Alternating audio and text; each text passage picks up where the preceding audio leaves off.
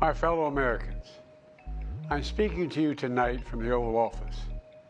Before I begin, let me speak to important news from earlier today. After 8 months of nonstop negotiation, by my administration, a ceasefire and a hostage deal has been reached by Israel and Hamas, the elements of which I laid out in great detail in May of this year. This plan was developed and negotiated by my team and will be largely implemented by the incoming administration. That's why I told my team to keep the incoming administration fully informed, because that's how it should be, working together as Americans. This will be my final address to you from the American people from the Oval Office, from this desk as president. And I've been thinking a lot about who we are, and maybe more importantly, who we should be. Long ago in New York Harbor, an iron worker installed beam after beam, day after day. He was joined by steel workers, stonemasons, engineers. They built not just a single structure, but a beacon of freedom. The very idea of America was so big, we felt the entire world needed to see. The Statue of Liberty, a gift from France after our Civil War. Like the very idea of America, it was built not by one person, but by many people, from every background and from around the world. Like America, the Statue of Liberty is not standing still. Her foot literally steps forward atop a broken chain of human bondage. She's on the march, and she literally moves. She was built to sway back and forth to withstand the fury of stormy weather, to stand the test of time because storms are always coming. She sways a few inches, but she never falls into the current below. An engineering marvel. The Statue of Liberty is also an enduring symbol of the soul of our nation. A soul shaped by forces that bring us together and by forces that pull us apart. And yet through good times and tough times, we've withstood it all. A nation of pioneers and explorers, of dreamers and doers, of ancestors native to this land, of ancestors who came by force, a nation of immigrants who came to build a better life, a nation holding the torch of the most powerful idea ever in the history of the world, that all of us are created equal, that all of us deserve to be treated with dignity, justice, and fairness, that democracy must defend and be defined and be imposed, moved in every way possible. Our rights, our freedoms, our dreams. But we know the idea of America, our institution, our people, our values that uphold it are constantly being tested.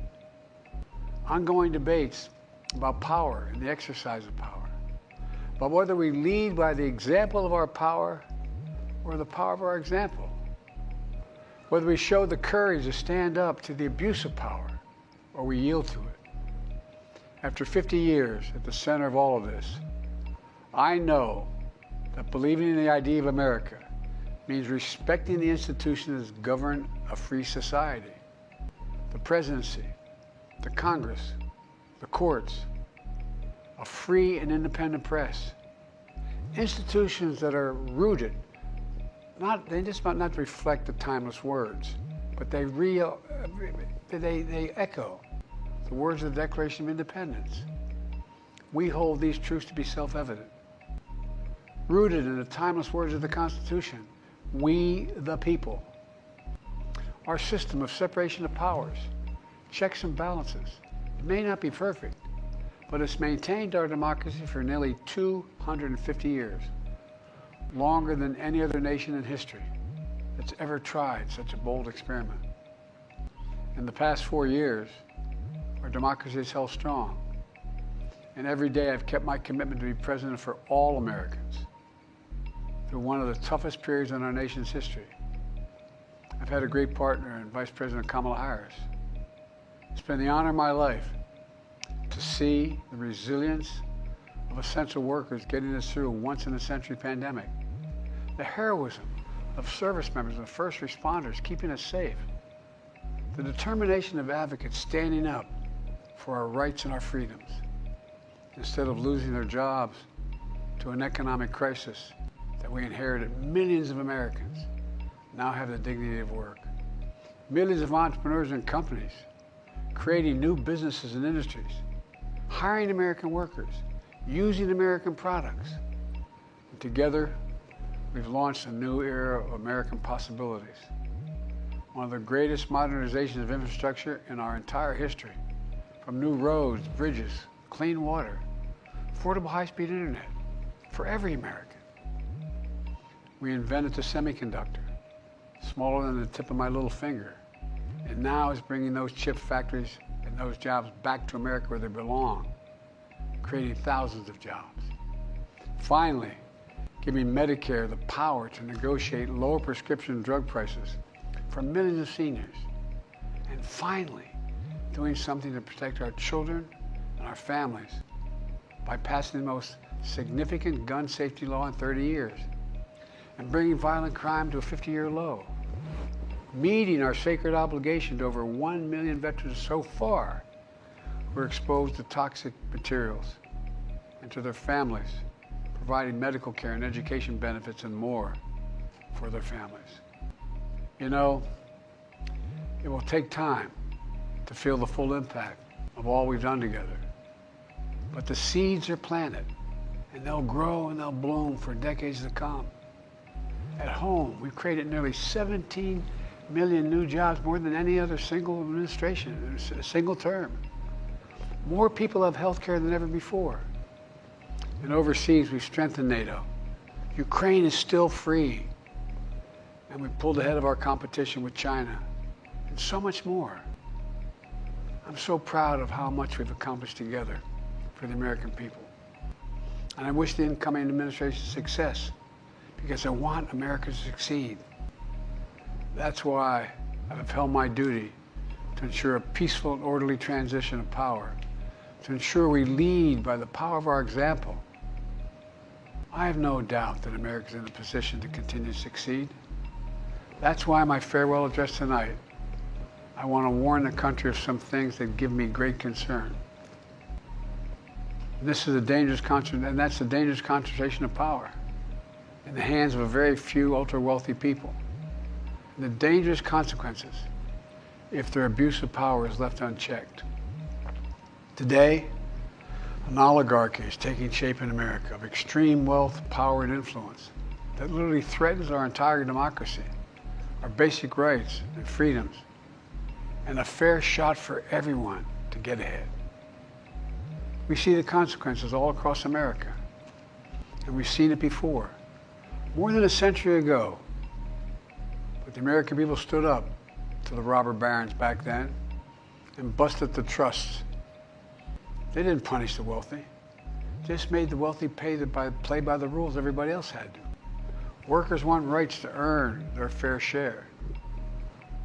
You know, they were dealt into the deal, and it helped put us on a path to building the largest middle class, the most prosperous century any nation in the world has ever seen. We've got to do that again. In the last 4 years, that is exactly what we've done. People should be able to make as much as they can, but play by the same rules. Pay their fair share of taxes. So much is at stake.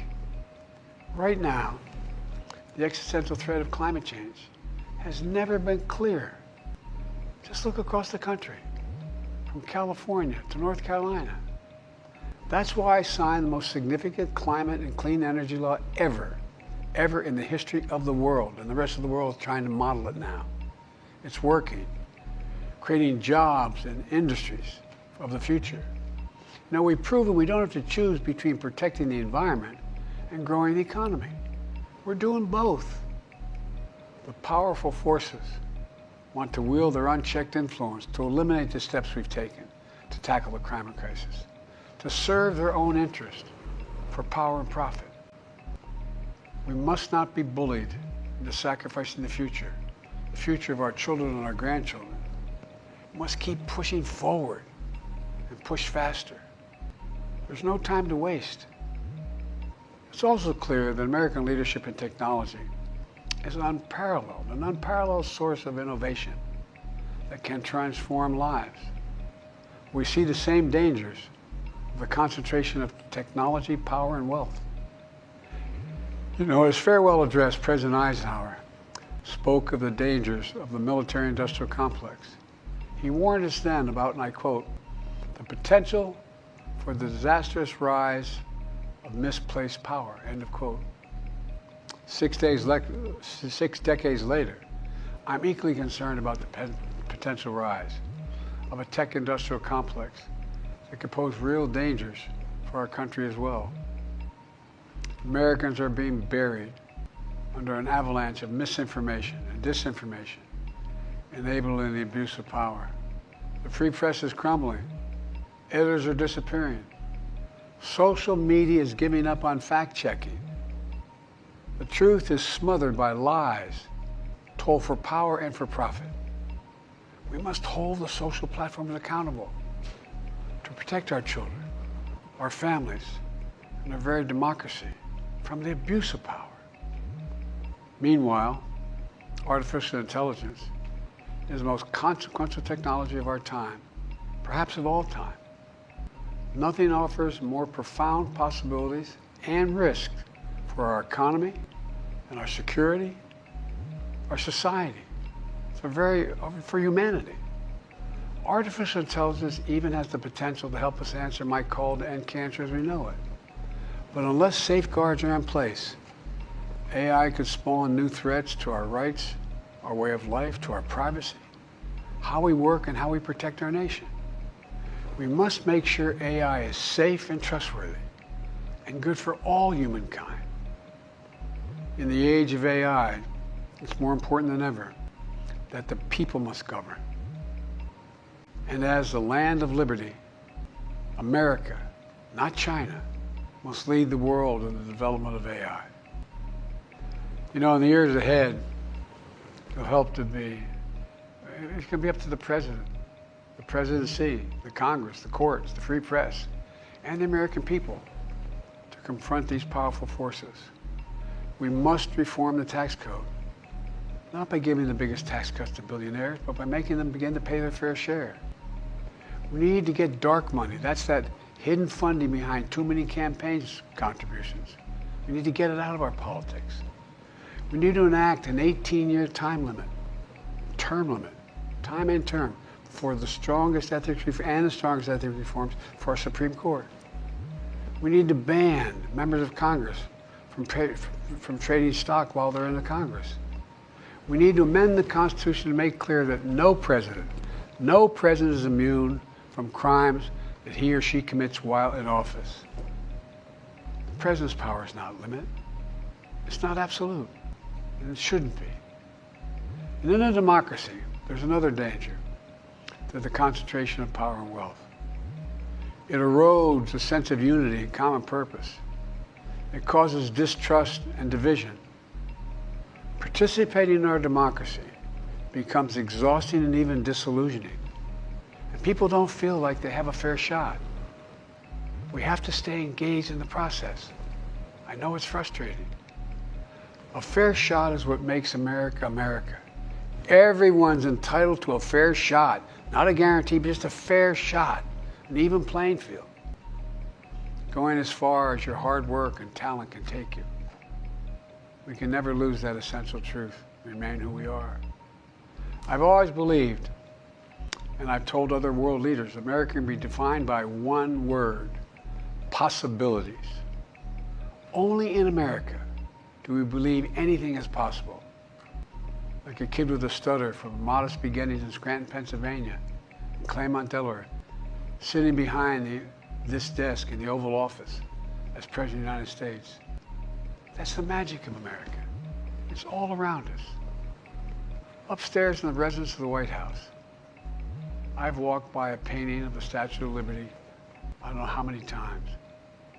In the painting, there's several workers climbing on the outstretched arm of the statue that holds the torch. It reminds me every day I pass it of the story and soul of our nation and the power of the American people. There's a story of a veteran. This is a veteran, the son of an immigrant, whose job was to climb that torch and polish the amber panes so rays of light could reach out as far as possible. He was known as the keeper of the flame. He once said of the Statue of Liberty, quote, "speaks a silent universal language, one of hope that anyone who seeks and speaks freedom can understand." Yes, we sway back and forth to withstand the fury of the storm, to stand the test of time. A constant struggle, a short distance between peril and possibility. But what I believe is the America of our dreams is always closer than we think. It's up to us to make our dreams come true. Let me close by stating my gratitude to so many people, to the members of my administration, as well as public service and first responders across the country and around the world. Thank you for stepping up to serve. To our service members and your families, it's been the highest honor of my life to lead you as Commander-in-Chief. And of course to Kamala and our incredible partner, the historic Vice President. She and Doug have become like family, and to me, family's everything. My deepest appreciation to our amazing First Lady who's with me in the Oval today, for our entire family. You're the love of my life and the lives of my love. My eternal thanks to you, the American people. After 50 years of public service, I give you my word. I still believe in the idea for which this nation stands. A nation where the strengths of our institutions and the character of our people matter and must endure. Now it's your turn to stand guard. May you all be the keeper of the flame. May you keep the faith. I love America. You love it too. God bless you all. May God protect our troops. Thank you for this great honor.